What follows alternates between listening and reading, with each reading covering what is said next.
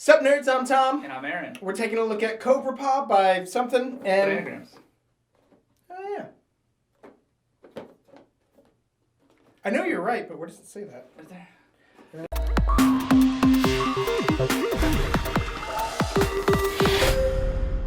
By Bananagrams. Wait, I thought Bananagrams was a game. Yeah, well, it's a company now, and they make games that come in really awkwardly shaped boxes and stuff. Cobra Paw is just a super fast game where you're rolling dice and then trying to look at the combination and find that tile. Like, there's almost no category for it to fall in. The sentence you said is its category. It's a who can find it quicker game. It's like a spot it. Yeah, oh yeah, spot it. Okay, that works. It's for kids or for drunk people. It's a bar game or a game to play with kids at the bar.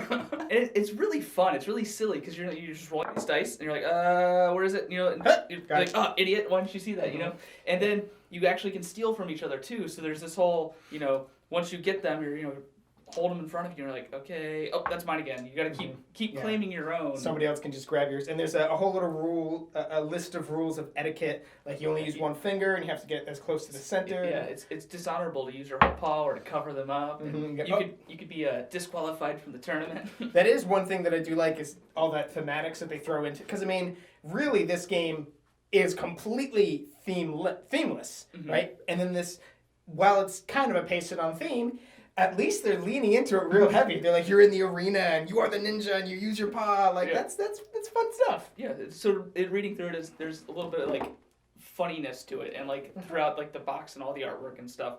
The game itself doesn't have a lot going on with theme. It's just all these Chinese symbols.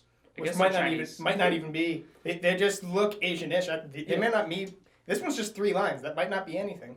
That's probably something. This game has so much variability in those rules too. Like the rule of, you want to get closest to the center. Well, you can make up you want to be closest to the edge or something silly. You could probably play a variant where you have them all face down. And it's just like kind of memory-esque. You're like, oh no, that's not it. That's not it. Like there's a lot of messing around with the rules that are already there and making your own out of it, because it's almost like a toy in a way, this game. Mostly. And that's why I was saying like the whole stealing from another player, you could omit that if you're going to play with kids to teach them not to steal, but also just to make the game simpler and quicker and whatever. The quality of the game is excellent. These tiles, they're porcelain or something, or really, really hard plastic.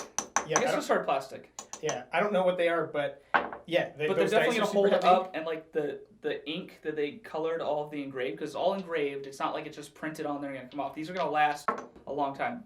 These pieces will probably outlive the box. One little quick aside is I do want to thank Bananagrams for not only sending us this game, but for sending us a Cobra Paw mug and some tea along with it. That also adds to the theme. And hey, if you want us to review your game, right now the bar is tea. You have to send us your game with tea. Actually, I really think you should step it up. Send us your game with like a pizza. Also, then we'll totally review your game. Overall, I do like Cobra Paw as a very light filler game. It's definitely a game that's good for kids. It teaches them shapes and colors in a way. And I guess saying that, it'll work for people that are colorblind too, because of the unique shapes. They can see the shapes. There's definitely enough on it that you should be able to differentiate. And I think it just works good as a party game for like a small party. At a bar is a good example. Like you and a couple people at a bar. Yep, just like a quick little game that, and if you want to draw attention to yourselves, like this kind of will do that, because you're going to be like rolling dice. It's kind of loud and then rowdy because, you're like, no, I touched that first. Almost not as much as Happy Salmon. Like if you've ever played that game, yeah. But it's still going to draw attention. It's fun. It's quick. It's something that, you can teach anyone. I think Happy Salmon is a really good example.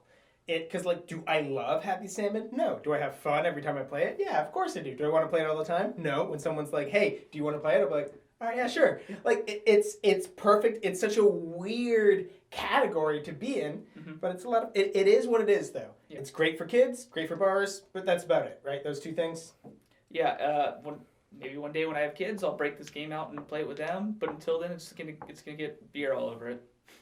Yeah, oh, and if you do spill beer on it, you can wipe it off. Well, if any of those scenarios sound like scenarios you'll be in, so I guess if that sounds interesting, you can go ahead and click the link that we'll have in the description box down below and get yourself a copy. And while you're down there, don't forget to subscribe so you'll never be bored. Hi-ya! Hi-ya!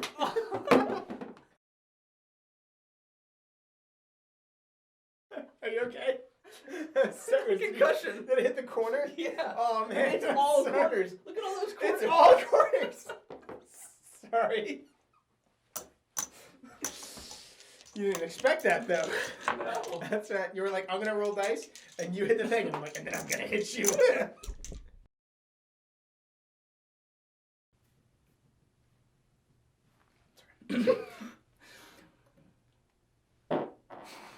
And there's the end clip. But